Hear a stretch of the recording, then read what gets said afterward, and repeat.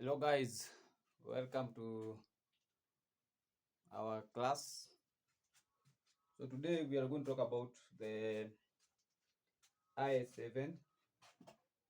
So, IS7 is about the statement of cash flow. The statement of cash flow. So, IS7.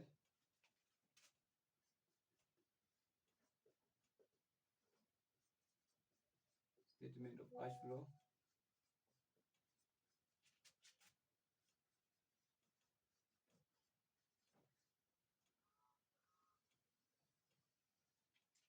Statement of cash flow. And IS7 prescribes how to present the information in the statement of cash flow about how the entity cash flows, about how the entity cash and cash equivalent change during the period. So the main purpose of this statement is to present the information of the cash flows about how the entity's cash and cash equivalent change from one period to another. So in short, it shows the movement of cash. It shows the movement of cash from one period to another. So it shows the movement of cash from one period to another. So as you can see, IS7 prescribe how to present the information in the statement of cash flow about how the entity cash and cash equivalent changes from one period to another or during the period. Most is during the period, during the financial year. So how does the cash changes during the financial year? So in short, the IS7 shows the movement of cash in the financial year, in the current financial year, at the beginning up to the end. So at the beginning of the financial year until the end of the financial year. Financial year. So in short, it shows the movement of cash. Now, cash comprises of two items: cash on hand and demand deposit. So the word cash represent two items. One of it is cash, and the other one is cash on hand, and the other one is the demand deposit. Now, let us define what is cash equivalent. Cash equivalent, these are the short-term, high liquid investment that can be easily converted into cash, and they are subject to insignificant risk.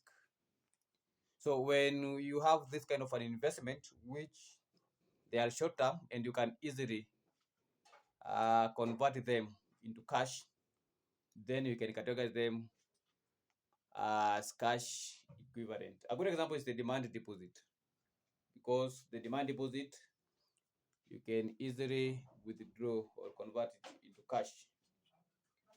Now, the IS7 prescribe three type of activities.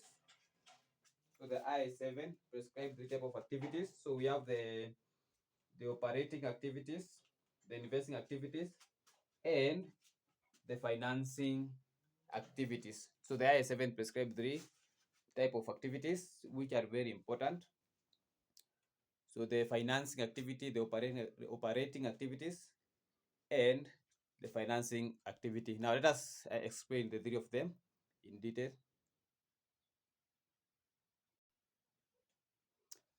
Okay, so the first one is the operating activities. So when you talk about the operating activities, these are the revenue producing activities of the entity. So for example, sales. When you talk about sales, it's one of the operating activities. When the company makes the sales, it's one of the principal revenue producing activities of of the entity, and other expenses associated with uh, producing that revenue. Now, when it comes to presentation of the operating activities, we can present the operating activities using two methods. So we have the direct method and the indirect method. So most of you guys are familiar with the indirect method, where we adjust the profit before tax with non-cash item or any item which is considered non-cash. like depreciation, for example. But the first one, the direct method, it is not. Most of you are not conversant with the direct method, because when you are doing financial method, financial accounting, mostly you interacted in financial accounting. Most of the question in past paper in a previous setting, they concentrated mostly on the indirect method. And I didn't see any question concerning the direct in our previous level, but it's okay. So on the operating activities, which they are the principal producing activities, or the principal revenue producing activities of the organization, can be presented in two ways, as you can see. So the direct method involves the gross cash receipts and the gross cash payments. So it discloses the gross receipts and payments made by the entity during the period. The direct method, it discloses the profit before tax, then an adjustment is made to that profit before tax to cater for the non-cash item. Remember, the non-cash item are not supposed to be included in our cash flow, so they are not supposed to be included. So if they were deducted, you're supposed to add them back. If they were added, for example, we have incomes which are categorized as non-cash. If they were added in the when coming up with this profit before tax, then you need to deduct them, to do away with them, so that you get uh, the gross operating cash flow. So you get a gross operating cash flow. Then after you get a gross operating cash flow, then you adjust also with the working capital activities. So for example, increase in payables, decrease in payables, increase in receivables, decrease in receivables, and also inventory. So those are the working capital activities that you can also factor in, so that you can get the net cash flow from operating activity. So I have not included the part of the working capital activities, but it is fine. You need to, for indirect method, we concentrate with the profit before tax, then you adjust for non-cash item.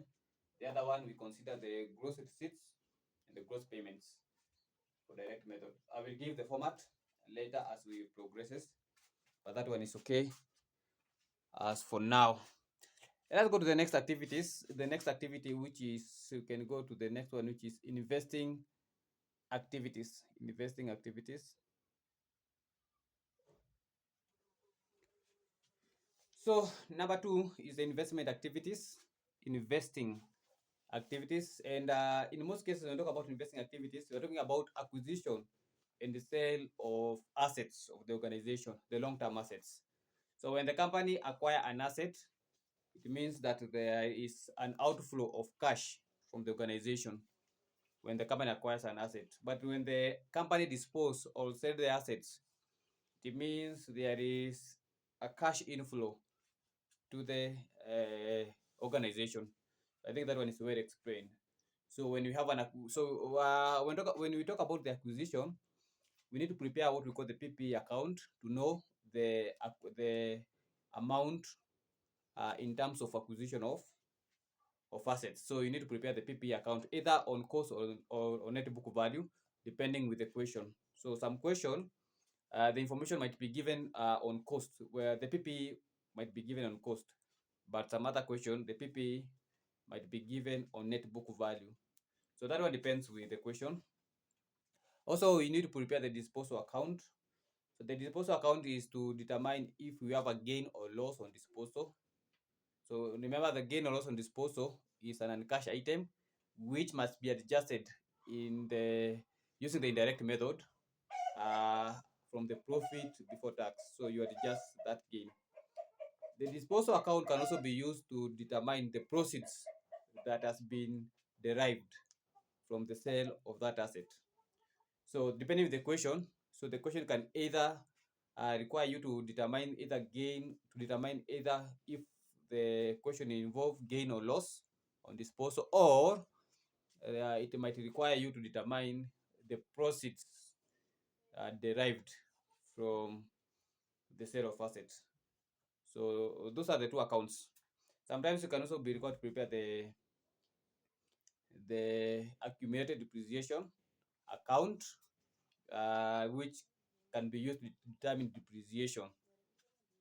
That one is also under that is under non-cash item, but the information is derived from the PPE to the information about the ending and the beginning balances of the accumulated depreciation, so that you check if we have how much is the depreciation for the year.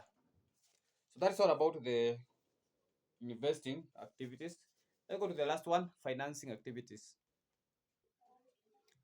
So financing activities, these are the activities which result to changes in the size and composition of the contributed equity and the borrowing of the entities.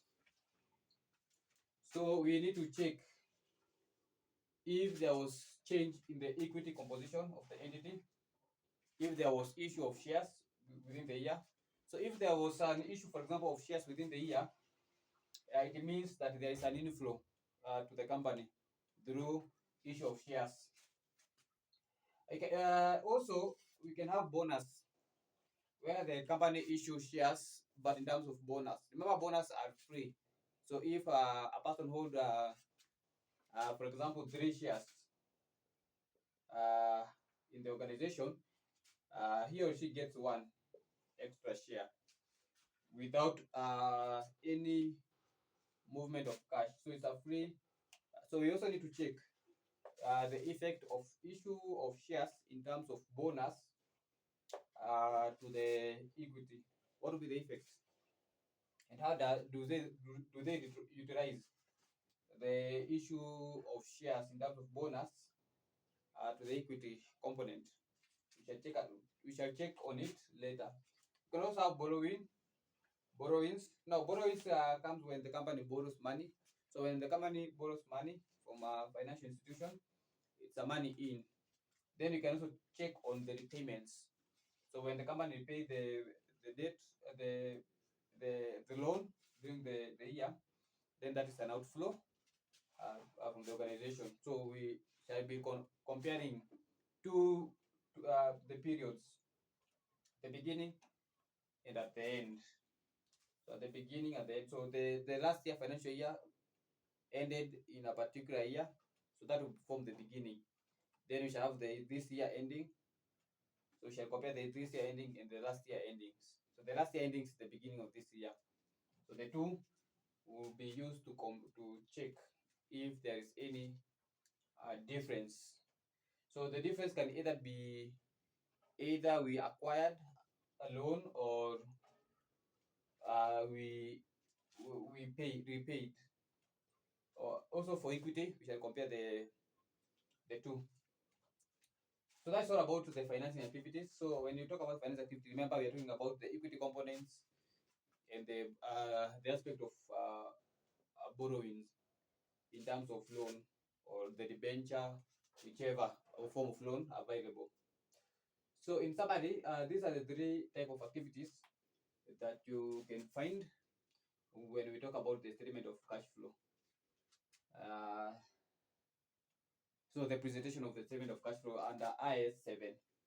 Now our next focus is to check these 2 methods, and I will do a lot of question using the indirect method, because also most of the question are tested on indirect method. But I also look for a question where we can use the direct method. Also, to do a question, at least you get conversant or familiarized with the method. But I know from your previous level, this method is most recommended by most of you. So let us start with the 2 methods. So methods that are used in presenting the cash flow statement. So let us start with the first method,